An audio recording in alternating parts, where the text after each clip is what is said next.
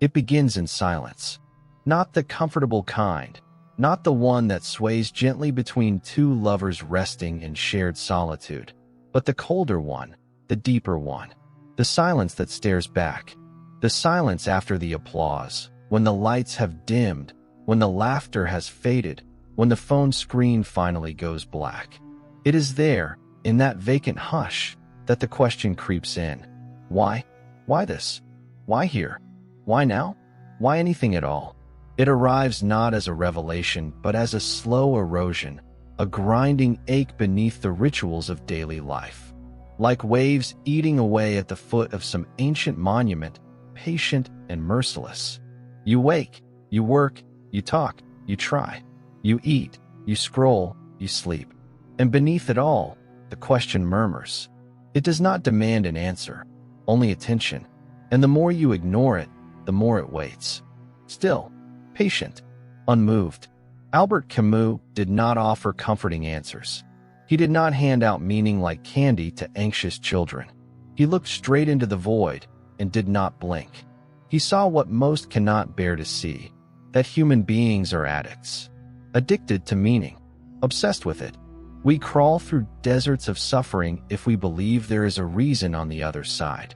We endure humiliation, decay, abandonment, if only some God, some flag, some future promise assures us it wasn't for nothing. Because to suffer without meaning, that, we fear, is the true hell. But what if that fear is the root of all our sickness? Camus called it the absurd. Not a joke, not a punchline, but the confrontation between the human hunger for order and the stubborn refusal of the universe to provide it. A screaming child pounding against the unyielding silence of the stars. A question that only deepens in the face of every possible answer. We were not made for meaning, and yet we demand it like air. That is the paradox. And in that desperate search, Camus saw something even more disturbing. Tyranny is born from the craving for purpose. Totalitarian regimes do not rise in silence. They rise in hymns, in slogans, in prayers. They come draped in destiny, in utopia, in answers. Because the crowd does not want freedom. It wants certainty. It wants the warm blanket of why. And so they follow.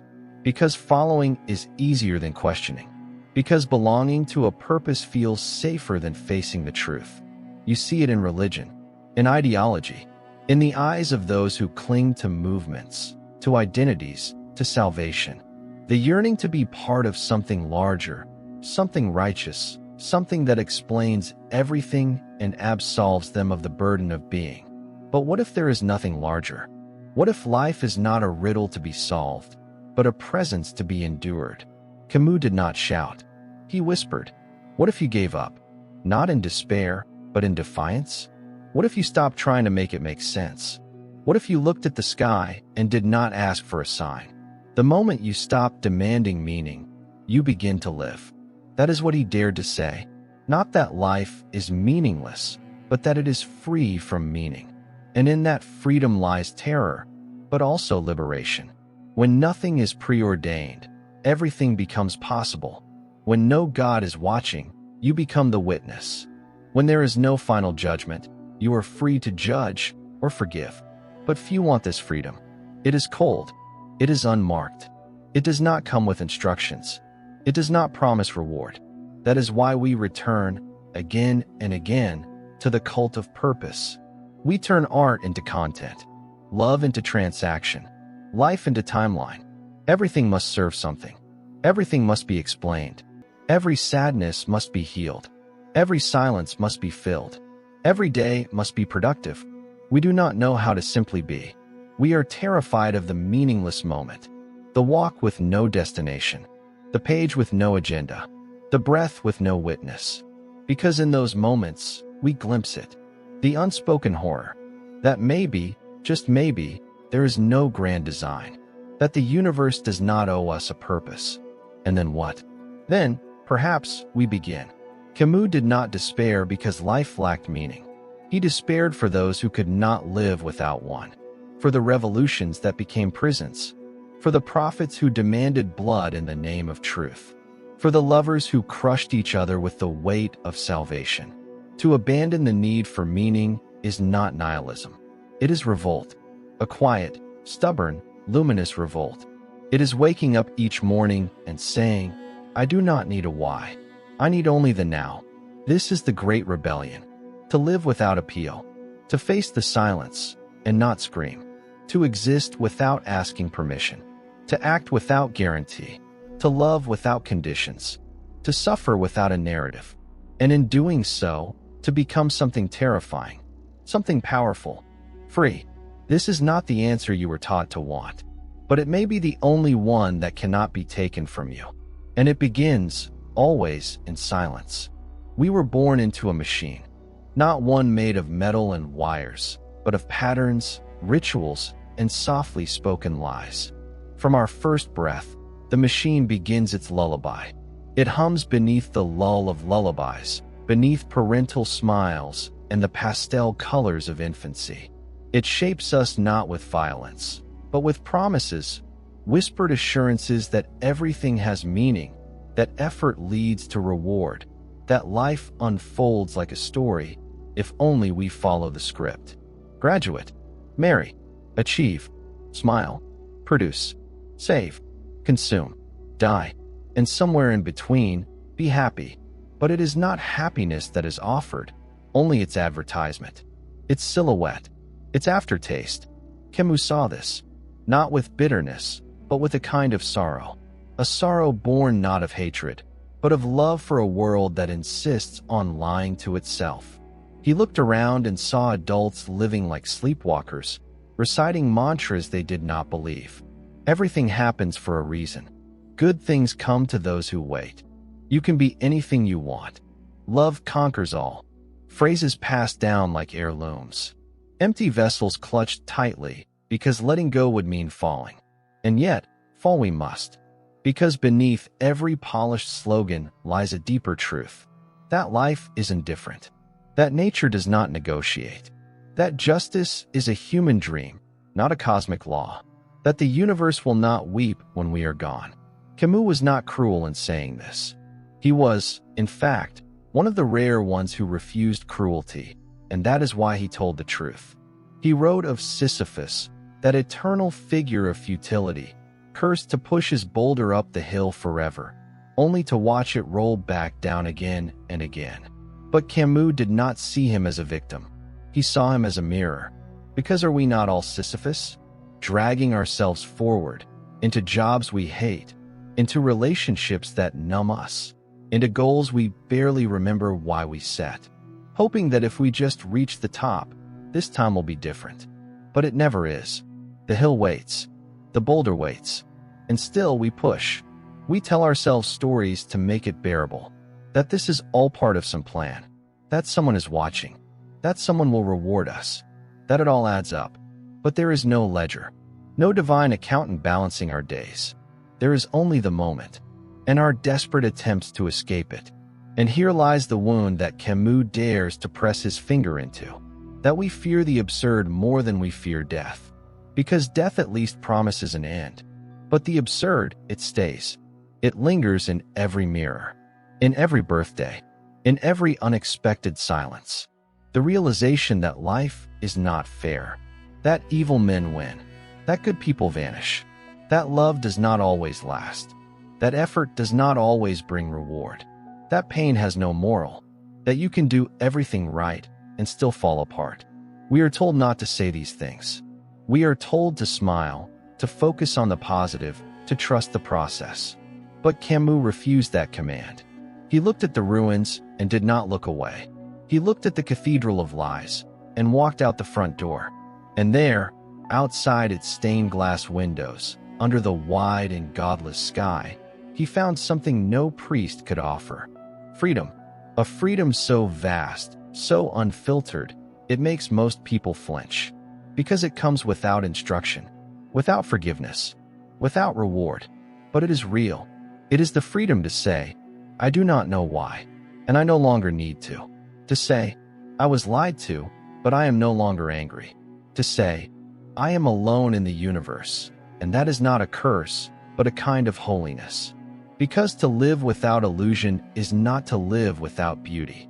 On the contrary, only when the false lights go out can the stars begin to speak. To see clearly is not to despair. It is to begin, to find grace not in promises, but in presence, not in destiny, but in defiance.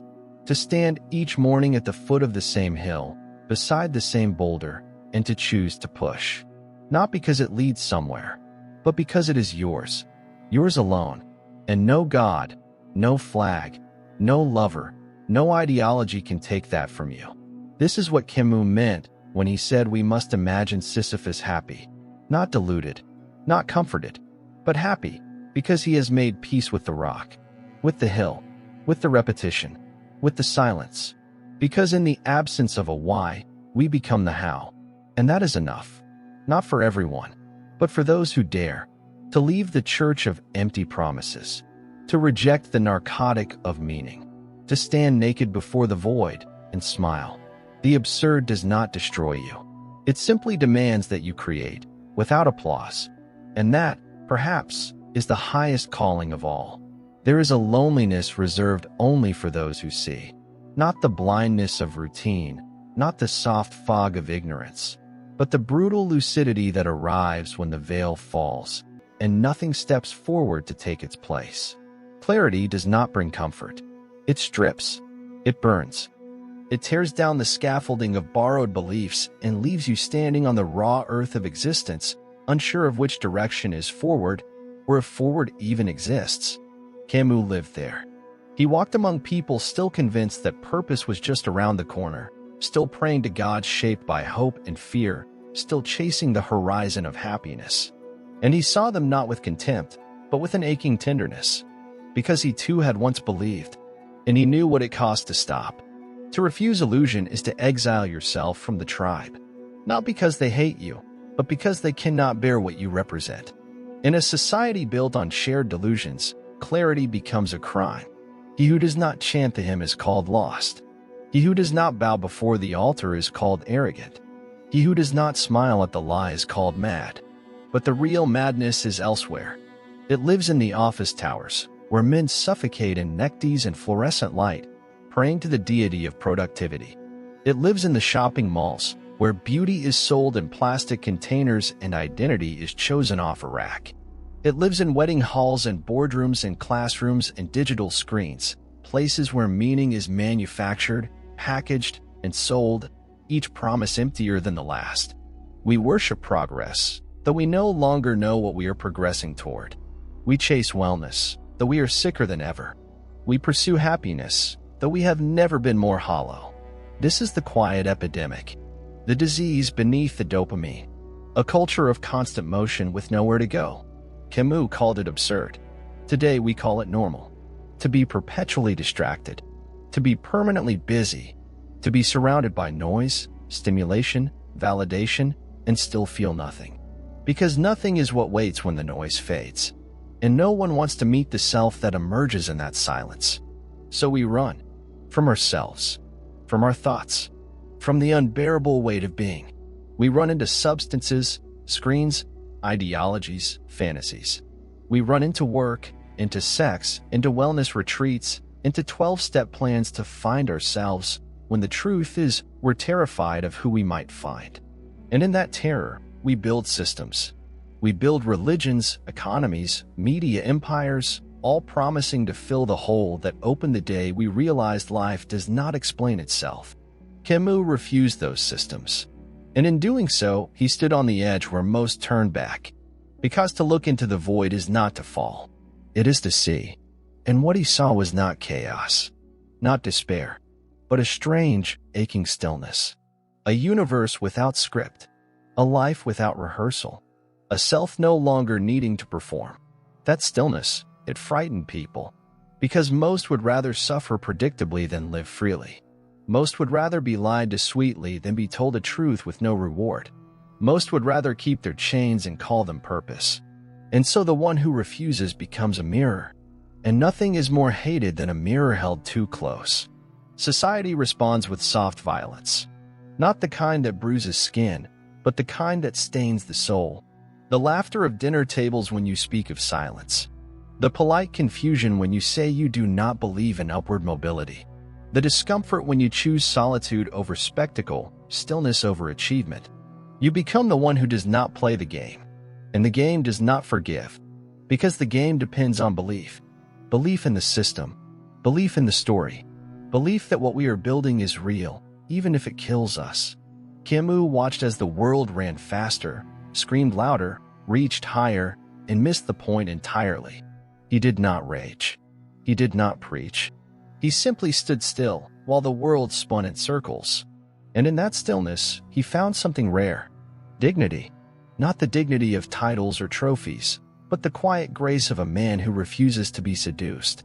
The dignity of the absurd hero, the one who says, "I will not lie, even to be loved. I will not believe, even to belong." That dignity does not make you rich. It does not make you safe. It makes you free. And in that freedom, you may find yourself utterly alone. But you will know, at last, that the path you walk is real, that the air you breathe is unfiltered, that the love you give is not a transaction, that the silence you hold is not emptiness, but space. Space to exist. Space to breathe. Space to feel the cold wind of an uncaring cosmos and choose, despite it all, to live. Not because life promises anything, but because it is yours. And that is enough. It doesn't begin with triumph. It begins with a whisper, a small, unfamiliar sound in the depths of the self. Not a revelation, not a breakthrough. Just a moment, unplanned, unforced, when the machinery stops humming and you notice the silence not as an absence, but as a presence. And in that silence, something breathes. Maybe it's early morning, the kind where the world hasn't yet decided what to be. A shaft of gray light leaking through cracked curtains. The stillness before emails, before voices, before the day remembers its name.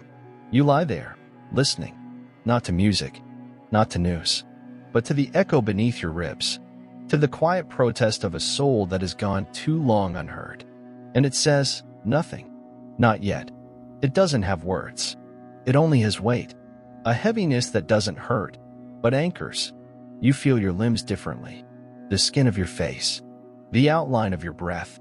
You realize, absurdly, tenderly, that you are still here. Not because of a reason. Not because of a destiny. But simply because you are. No God confirmed it. No plan required it. You are not chosen. You are not cursed. You are just alive.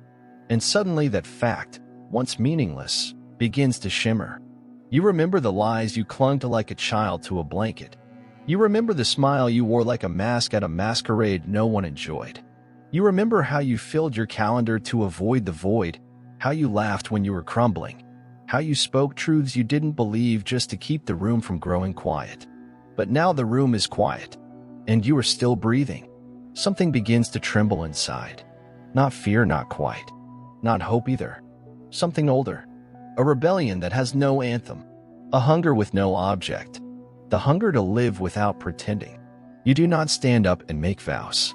You do not shout or cry or write poems. You just feel, with a kind of astonishment, that you are finished with the act. Finished apologizing for silence. Finished performing happiness.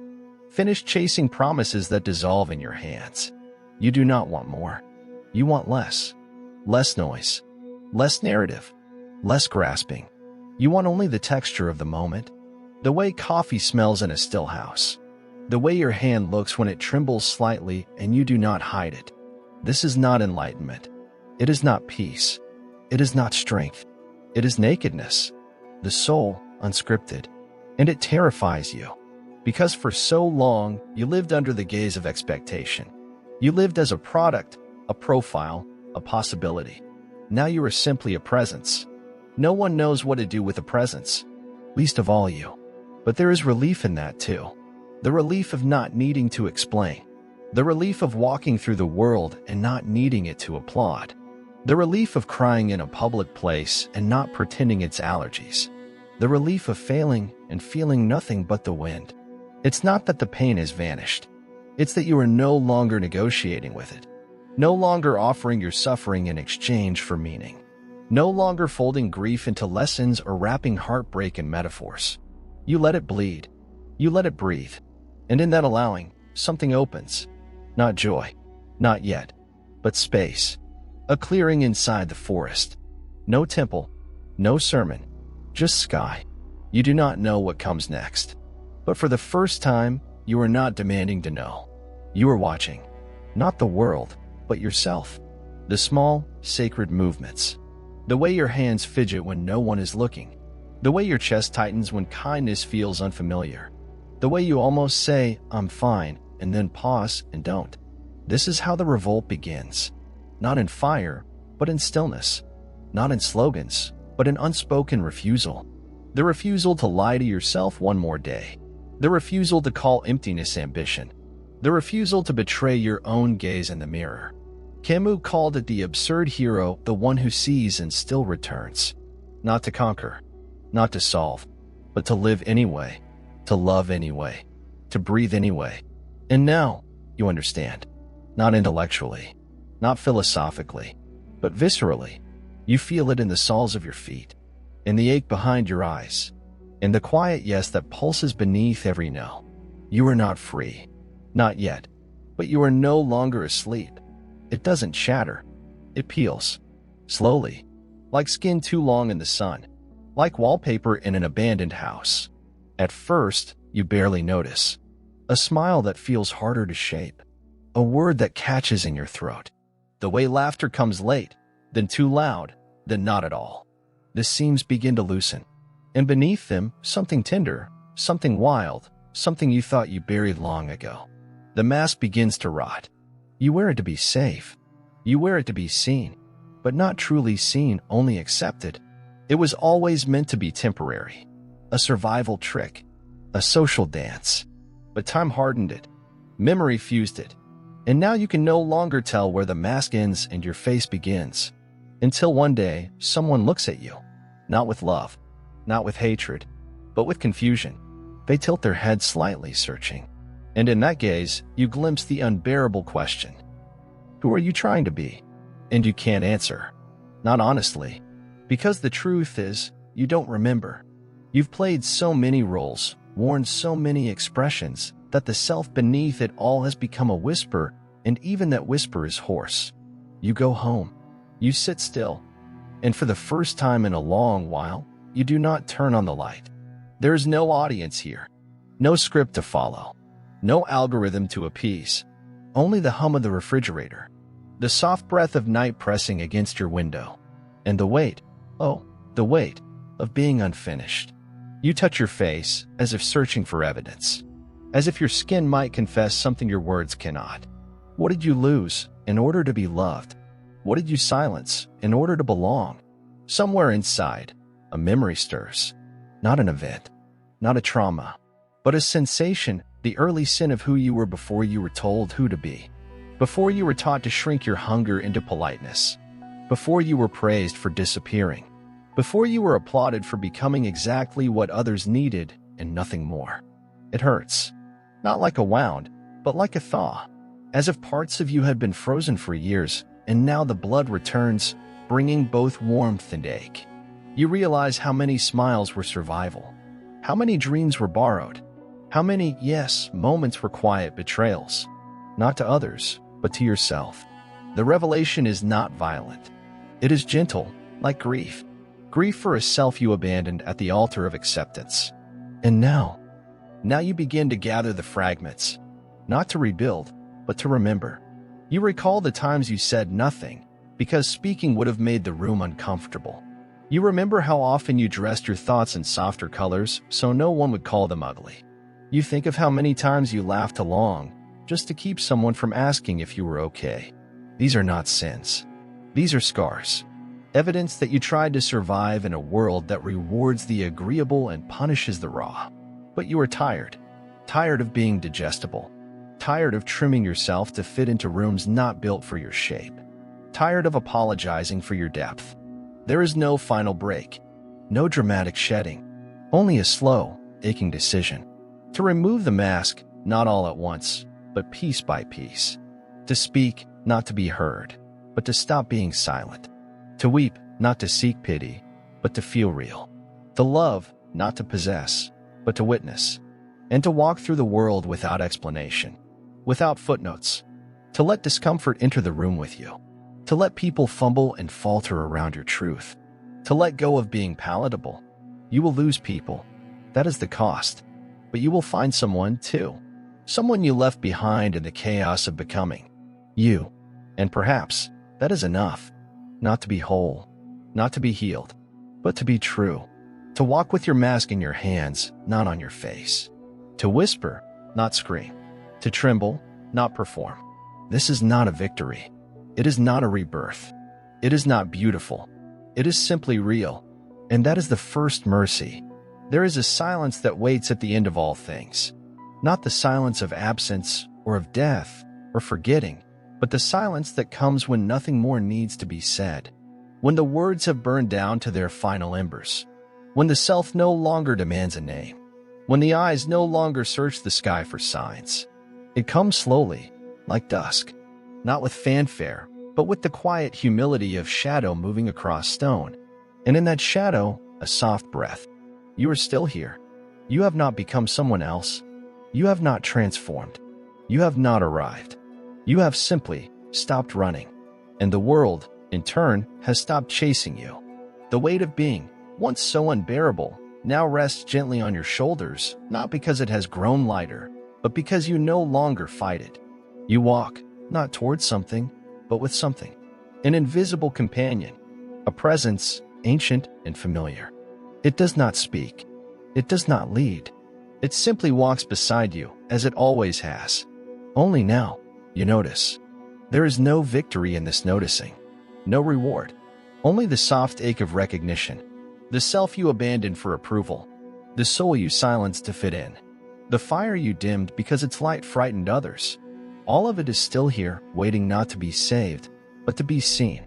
And for the first time, you do not look away. You touch the scars.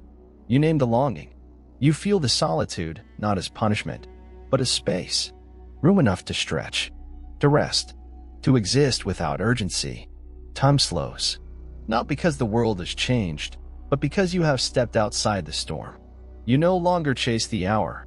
You no longer fear the mirror.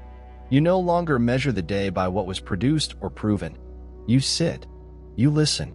The birds do not know your name, and yet they sing. The wind does not care for your past, and yet it surrounds you. The ground does not need your plan, and yet it holds you. And in this stillness, something lifts. Not the pain, not the questions, not the strange, hollow ache that sometimes clings to the ribcage like smoke. No, those remain, but the war with them ends. There is no longer an enemy within, no longer a voice demanding answers, no longer a script to follow or reject. Only breath, only being, only the slow unfolding of a life that no longer fears its own silence. Camus knew this place. He stood in it, not with pride, but with surrender. He faced the void, not to fill it, but to understand that it was part of him and always had been. The absurd is not a threat. It is a mirror, and to accept it is not to fall, but to finally touch the ground. You are not whole. You are not healed, but you are honest. And in honesty, there is peace. Not the peace of answers, but the peace of no longer needing them. The peace of sitting at the center of your own life and no longer waiting for someone else to tell you what it means. The peace of letting meaning be made moment by moment, in a glance, in a silence, in a hand held too long. The peace of knowing that none of this was ever guaranteed. That existence is borrowed. That joy is fleeting. That beauty is unrepeatable. And still, you love, not with hope, but with presence. You look out at the world, its broken cities, its flickering screens, its desperate prayers, and you do not flinch. You walk among the lost, not to rescue them, but to walk with them. Not above, not ahead, but beside. Because now you know, no one is coming to save us. And strangely, that is its own kind of grace. We are here, and we are enough. Not because we were made for a reason, but because we remain, despite the silence, despite the absurd, despite the absence of a final word. We remain, and in that remaining, we find each other, not through belief, not through answers, but through presence. Two hands brushing in the dark, a voice cracking on the edge of truth, the sound of breath shared in silence. No resolution, only this, the quiet that stays.